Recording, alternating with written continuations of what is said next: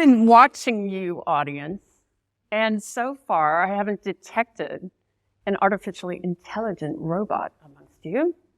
So I, as a human up on the TED stage, am going to be speaking and co-creating with you an authentically imaginative human experience where we can actually visualize a future workplace that is brain-friendly, heart-nurturing, body-loving, imagination instinctively beautiful. As I was preparing for this talk, I was imagining one day there might be an artificially intelligent robot standing on this stage. And I thought, okay, it's 2033, and this robot is presenting to you how it got into the 2032 Olympics just up the road in Brisbane and broke 9.58 seconds set in 2009 in Berlin by Usain Bolt. The trick was, though, when this intelligently artificial robot went to go to the human, intuitive, inspirational doping control team, they discovered that the blood and the urine of the robot weren't quite identical to humans. That is 2033, so who knows what's coming up. And then I thought, okay, humans on stage, who is the most viewed TED Talk yet? Well, it turns out there's been 75 million views of 2006 presentation of Sir Ken Robinson, which ironically, he spoke about do schools kill creativity? I thought that was quite relevant for this talk. So then I was imagining in 20 years, 2026, not too far off from now, we will have the last human ever to set stage on the TED Talk. And the talk will be how we formerly, authentically, imaginative humans completely gave our creativity, our birthright, over to artificial intelligence. I hope not. But then I was imagining, I do a lot of imagining recently, I was imagining that actually we gave our imagination, our curiosity, and our brain health away a long time ago in our workplaces. I was looking back at history and I was thinking of the industrial age. And I don't know about you, but these guys are not looking particularly creative or imaginative or particularly connected or healthy. And I'm loving the guy in the suit up on the balcony looking down upon the workers. And productivity, I don't even think that's spelled right because they didn't have spell check. So industrial age, not particularly creative. And then came along the 1995, Netscape went public. We suddenly were out of the industrial age. I happened to be in Silicon Valley at the time.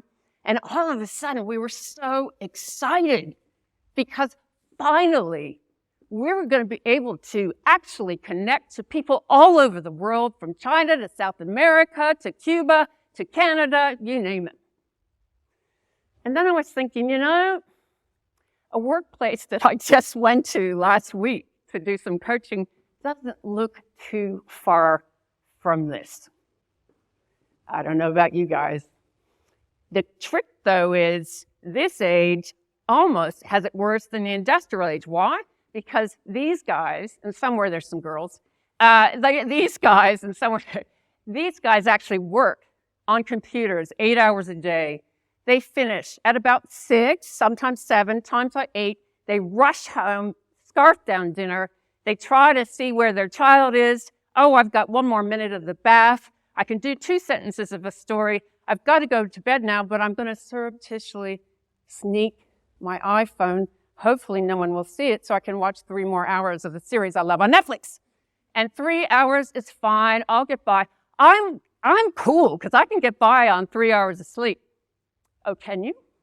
Have you seen your brain in a scan lately?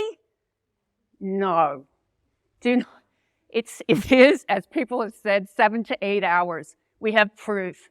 We have proof of all the diseases that are caused by a lack of sleep. Don't do it. So, this is the information age, the internet age. Now, is it really that healthy? Apparently not. And it's getting worse. There's an organization called Gallup, and this company actually polls workers all over the world, and they ask them, are you engaged with work? And let's see, last year, 2023, they polled over 100,000 employees in over 134 countries to ask them, are you engaged at work? They came up with 3 categories to that answer. So imagine a pie graph. All right, got the pie graph? Use your imagination, people. Now, a quarter of that pie graph, a little bit less, 23% of people are engaged today at work. They love work. They just can't wait to get to work.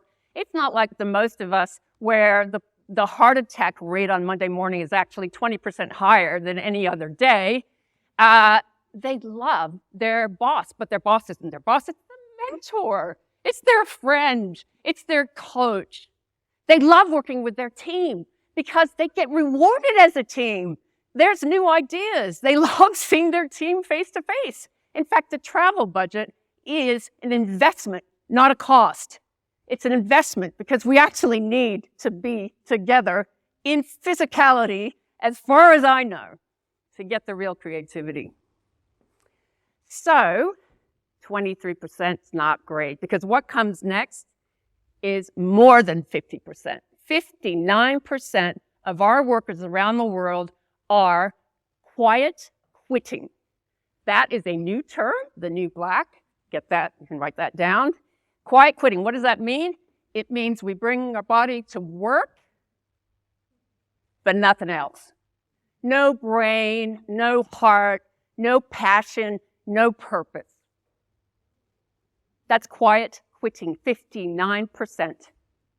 And the last little slice that's left over is 18%, and that's called loud quitting. These are the people in the audience, in the meeting that you know, they're just coming up with the biggest cynical joke they can possibly make, and if they're doing it under their breath, they're always kind of rabble-rousing. They don't mind being loud about how whatever she said was just the most ridiculous thing they've ever heard. At about 33 p.m. on a Wednesday afternoon, they gather their troops, they go down to the coffee shop for the 18th time, and they all talk about the mutiny they're going to have to fire their boss collectively. You guys, this is not a healthy workplace. This is not the dream that we had in 1995 of the wonderfully world-connected workplace. All right. And you know what? Lately, we've been getting really excited. COVID kind of gave us a new look into what life would be like. So I don't know about you, but there are plenty of people trying out this new hybrid workplace. And we're so excited. I'm excited because I can commute into Sydney with no traffic on Monday and Friday while everybody's staying home. And then they're coming in Tuesday, Wednesday, and Thursday. However, I'm not so sure this is working. You tell me. I don't know if there's a lot of quiet thinking, creativity, health, imagination. You tell me.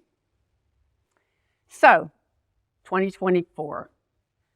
Everybody, Toto, we're no longer in Kansas. So we are now not in the information age. Information is a commodity. You can get information anywhere you like. Just have a chat with ChatGPT. I did it recently when I was in Japan. ChatGPT and I were chatting as we went touring around Tokyo. And it would tell us all kinds of things in their voice. You could pick what voice accent you like. I like the Irish.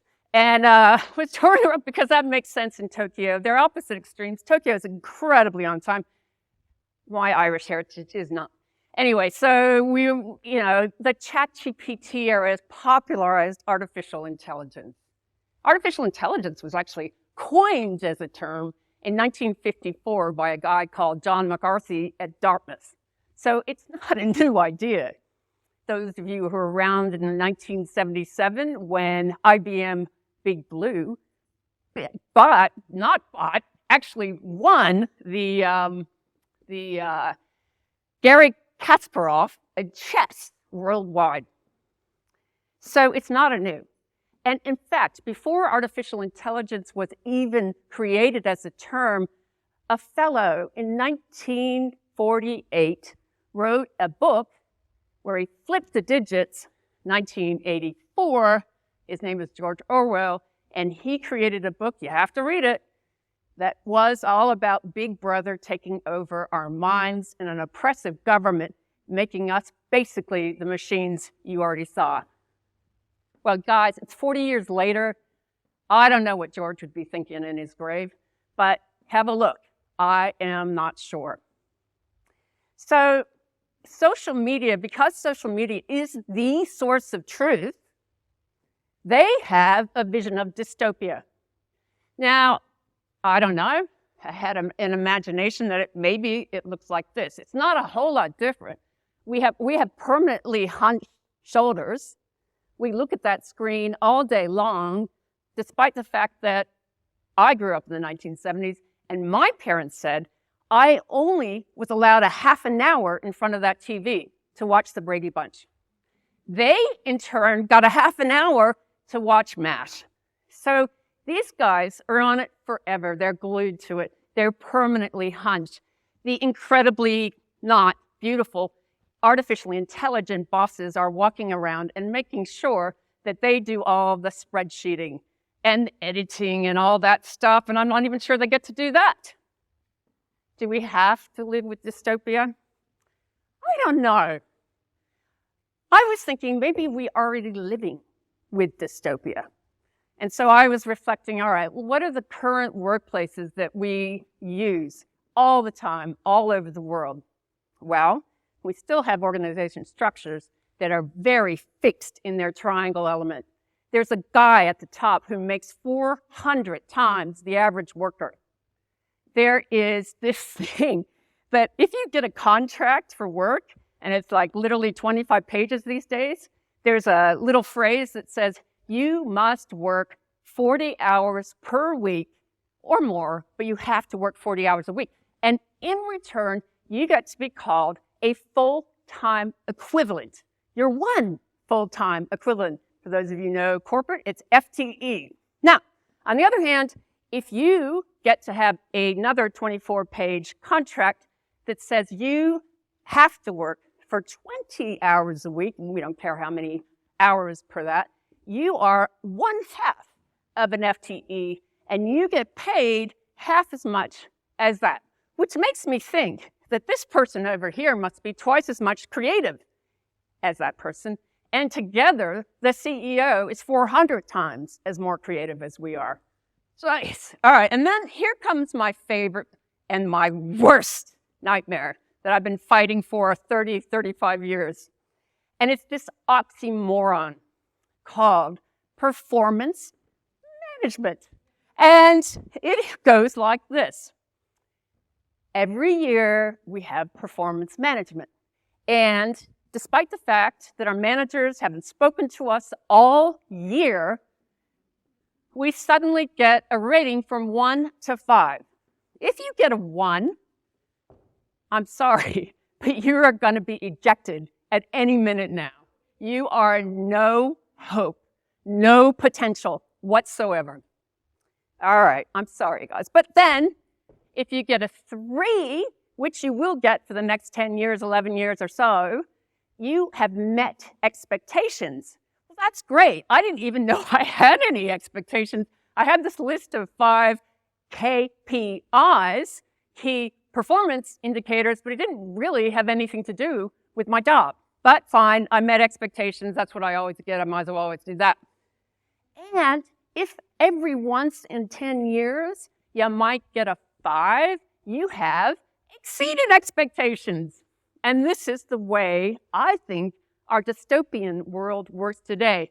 And so, of course, then I was imagining in 1954, Roger Bannister if his boss, which might have happened, said to him, hey, Roger, if you run a mile in 4 minutes and 3 seconds, you can get a 3. If you run a mile in 4 and 2 seconds, you can get a 5. It is not possible to go under a 4-minute mile. It is physically, physiologically impossible, Roger. Well, Roger decided, yeah. And in 1954, he breaks the 4-minute mile and he goes 3:59.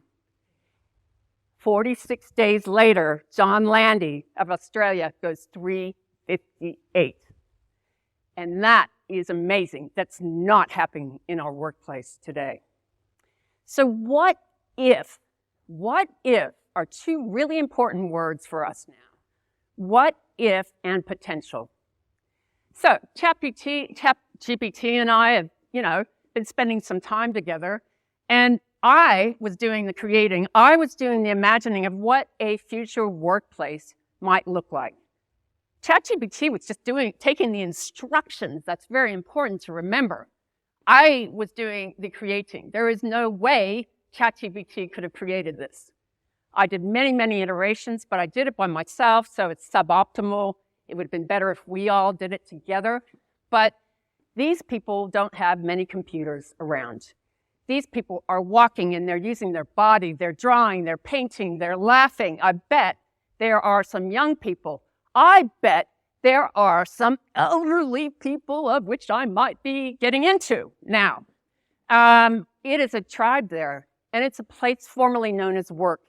And this term, which I've never really understood, work-life balance, is no longer a term because there is no division between work and life. It is what we do. It's what we used to do when we were in tribes. And in fact, we don't even need the term compensation because compensation is a legal term, meaning you get paid as a victim for the damages and hurt. I don't know. So anyway, what's happening in the brain right now with these people? Maybe it's happening to you. I can tell you right now, they're not suffering an amygdala hijack, which is a term that Daniel Goleman coined in his book, Emotional Intelligence. An amygdala hijack is basically when your brain decides it's seeing a saber-toothed tiger, but it's actually really your boss, and it thinks it's going to die. And so it just floods your body with cortisol and adrenaline, and you really do go into fight, flight, or fear. And then we were built to do that maybe 5 minutes a week, but we're doing it all the time. And our body is just getting riddled with adrenaline and cortisol, and we are suffering from disease because all our nutrients are going to fight, flight, or fear, and there's nothing going here. That's what these people are not suffering from. These people actually produce in neurotransmitters a wonderful level of serotonin. It's pretty zen in there. It's pretty cool. They're calm. The World Health Organization is telling us that 1 in 5 of us are on antidepressants. Why? Because we don't make enough serotonin. Many of those antidepressants are based on getting our serotonin back up. What about dopamine? A lot of us have heard about dopamine. Dopamine is a feel-good thing when we achieve, and we get that high of achieving, and unfortunately, in the current work world, we're not getting that with the 3s. So what we need to do is take alcohol, cocaine, cigarettes, caffeine. You guys want to keep going? Work, addictions, and everything else. And that's what's getting an artificial dopamine, but the problem is we keep needing more. The third one we might talk about is oxytocin. Oxytocin happens when you actually speak to somebody and you don't send an email to the next person or a text 5 times a minute and get beeped all the way. We're actually speaking to each other. We're looking in people's eyes. We're connecting our energy, and through that we create new ideas.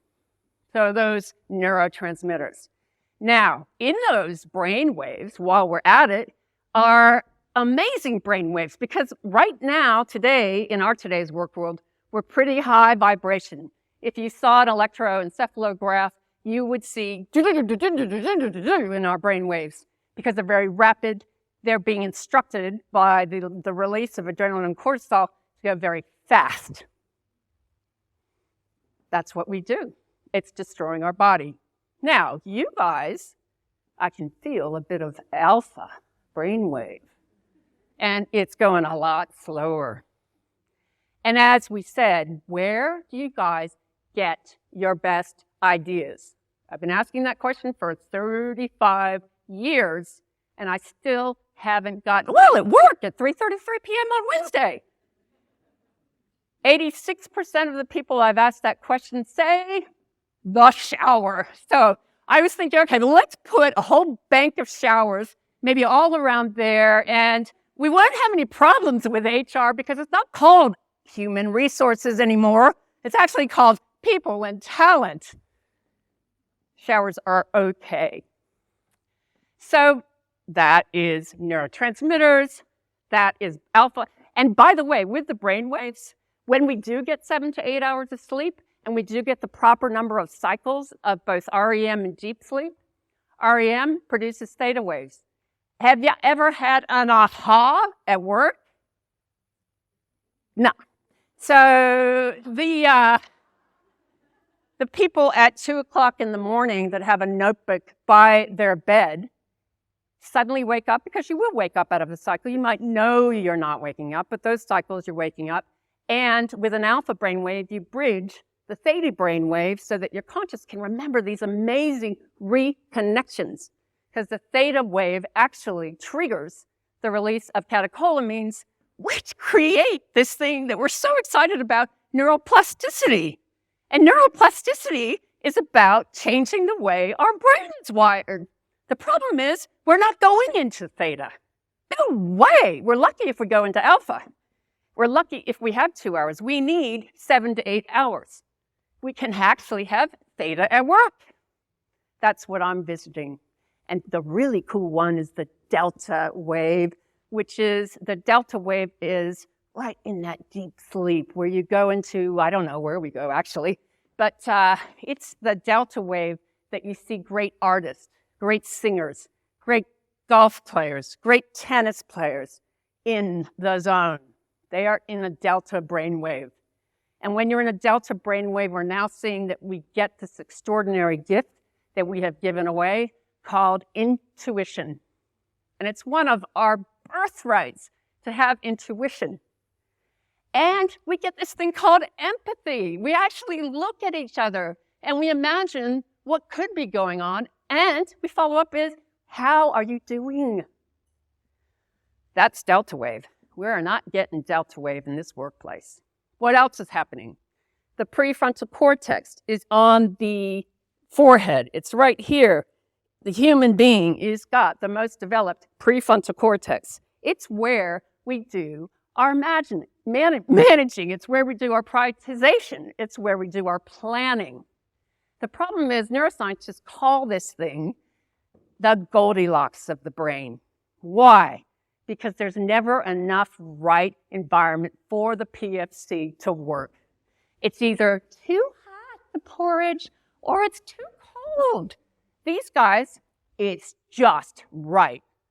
And the PFC, which is an incredibly powerful human resource, there we go again, is just flourishing.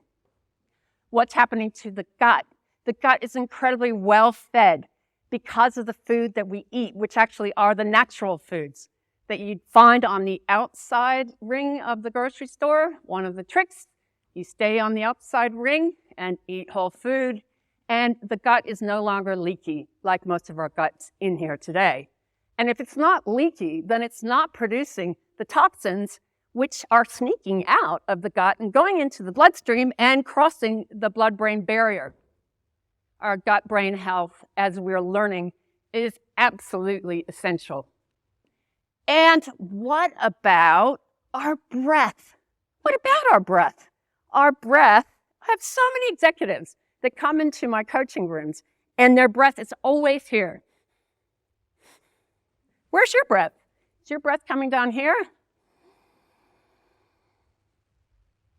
Where is it? It's critical. There is a reason why our ancestors studied breath and all the forms of breath.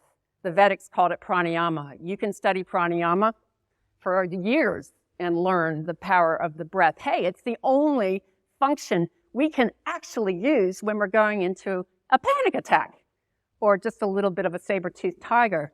We just have to pause and breathe. And lastly, our beautiful heart is having its variability, its heart variability of beat. And we need variability because the heart rate needs to constantly adjust between the sympathetic system, which is on the go, and the parasympathetic, which is trying to calm us down. And the heart is always trying to navigate this. So if we don't see variability in the heart rate, we're not working very well. And I don't know about you guys, but those of you who are sporting your watches, your Garmin watches, and your Apple watches, and you have 80 statistics coming to you at once, you know what your respiration rate is, you know what your blood pressure is, you know what virtual age of fitness you are. I haven't done it really, I think I'd be let down on that. You know your sleep score. And yet, 44% of us are still stressed at work. There's something missing. So, what do? We need to imagine a place. We need to think about where our brains get so turned on and excited. And don't believe that myth that we only use 10% of our brain. That is just not right. We use all of our brain. Our brain looks phenomenally interesting. Imagine when you were a kid and you did that first somersault. Your brain looked beautiful. Imagine when you actually did your first finger painting. Mine was purple. And your teacher looked at you in the eyes and said, that is brilliant. And you got that brain going like that. Or imagine you listening, you can do this tonight, to Beethoven. And when people listen to Beethoven, their brain scans are just beautiful. And imagine you're giving the No Hope number one's team to lead, and they kind of gave it to you because you were a no-hoper as well. And by the end of the year, you had accomplished something they never thought anyone could accomplish, kind of like Roger Bannister, because we each saw the potential in each other. And our ancient people, we have lost the wisdom. We have lost the wisdom of our ancient people. I go back to that wisdom now on a regular basis because we've lost that. The Zulu language actually has a beautiful way of greeting each other. And what they say is, not g'day, they actually say, Sawu Bona. I see you and your potential. And the person coming back says, Sikona, which means, because you have seen me and my potential, I exist in this world. I thrive in this world. I create in this world. I imagine in this world. We see the potential. So what if and potential?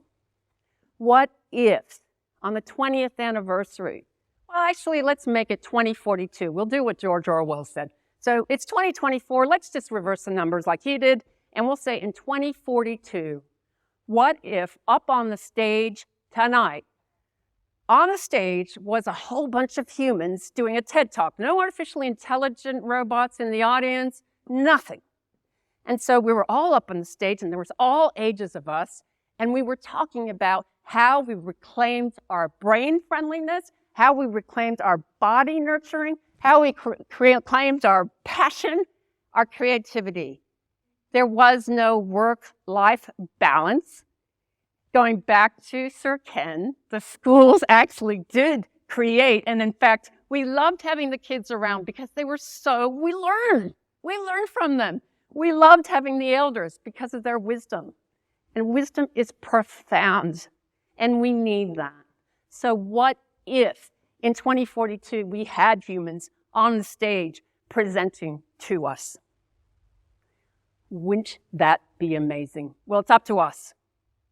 The two words I'd like you to take away tonight are what if and seeing the potential. When you go home and you see somebody, or even when you go out the door, look into their eyes and see the potential and remind us of who we really are. Humans for humans.